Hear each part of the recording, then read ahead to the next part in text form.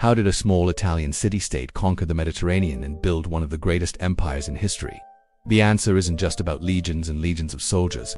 A huge part of Rome's success lies in its revolutionary political system, a machine built for expansion and governance. Before it was an empire ruled by emperors, Rome was a republic, and its journey from a tiny settlement to a global superpower is a masterclass in political engineering. So, how did they do it? Let's dive into the fascinating world of Roman politics. Our story begins in 509 BC. The Romans had just kicked out their last king, a tyrant named Tarquin the Proud. Fed up with one-man rule, they vowed never to be ruled by a king again. This was a pivotal moment. Instead of a monarchy, they created something new, a res publica, which literally means the public thing or the public affair. This was the birth of the Roman Republic, a government designed to be run by the people, for the people. But what did that actually look like? It wasn't a free-for-all. It was a carefully structured system with checks and balances designed to prevent any single person from gaining too much power. At the very heart of this new system were the people's assemblies.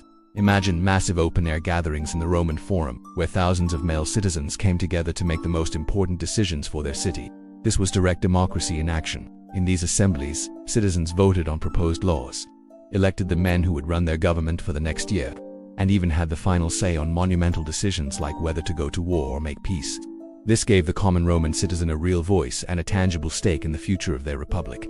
It was this sense of shared ownership that fueled Rome's incredible spirit and resilience. So, who were these officials, the people elected?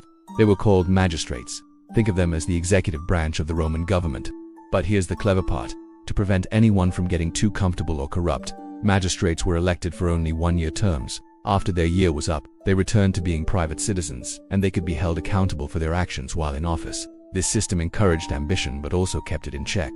To climb the political ladder, known as the cursus honorum, a Roman politician had to prove his worth to the people year after year, election after election.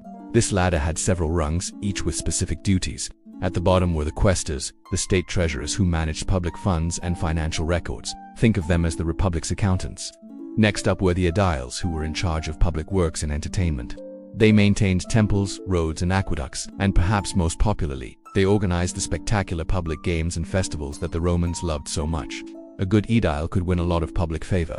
Further up were the praetors, who served as judges and could also command armies. They were the chief legal officers of the republic, and at the very top of the pyramid were the consuls. This was the highest office in the republic, the ultimate prize for any ambitious Roman politician. But here's another brilliant Roman innovation. There wasn't just one consul, there were two. Why two?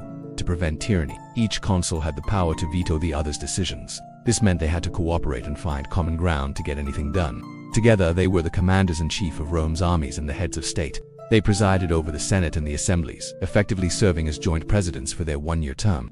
Now, you might be wondering, with all these annually elected officials, who provided the stability and long-term vision? That was the job of the Senate. The Roman Senate was perhaps the most enduring political body in history. It wasn't an elected legislature like a modern parliament. Instead, it was an advisory council composed of about 300 to 600 of Rome's wealthiest and most influential citizens, most of whom were former magistrates. Once you served as a quaestor or higher, you typically became a senator for life. While the Senate couldn't pass laws on its own, its advice held enormous weight. It controlled state finances, foreign policy, and military assignments. No magistrate would dare to ignore the collective wisdom and power of the Senate. As Rome's territory grew beyond Italy, this system had to adapt. Conquered lands became provinces, and former magistrates, like ex-praetors or ex-consuls, were sent out to govern them. These governors were responsible for maintaining law and order, defending the borders, and, crucially, collecting taxes. While this system allowed Rome to effectively manage its vast and growing empire, it also created opportunities for immense personal wealth and power, which would eventually strain the fabric of the republic and contribute to its downfall. But for centuries, it worked remarkably well. So, let's put it all together. The Roman Republic was a brilliant balancing act. You had the democratic element in the people's assemblies, where the citizens had the ultimate power to elect their leaders and approve laws. You had the monarchical or executive element in the magistrates, like the consuls, who wielded immense power but were held in check by short terms and colleagues. And you had the aristocratic element in the Senate, which provided experience, continuity, and guidance. The people elected, the magistrates executed, and the Senate advised. This complex interplay of powers is what made the Roman Republic so dynamic and so successful for so long. The legacy of this incredible system is all around us today. The very words we use, republic, senate, veto, candidate, are all inherited directly from the Romans. The idea of a government with separate branches, of checks and balances, of elected officials serving limited terms, and of a body of experienced leaders providing advice. All have their roots in the political experiments of ancient Rome. The founding fathers of the United States, for example, were deeply inspired by the Roman model when they designed their own constitution. The story of the Roman Republic is more than just ancient history. It's a foundational chapter in the story of modern democracy. Thank you so much for joining me on this journey into the heart of Roman politics.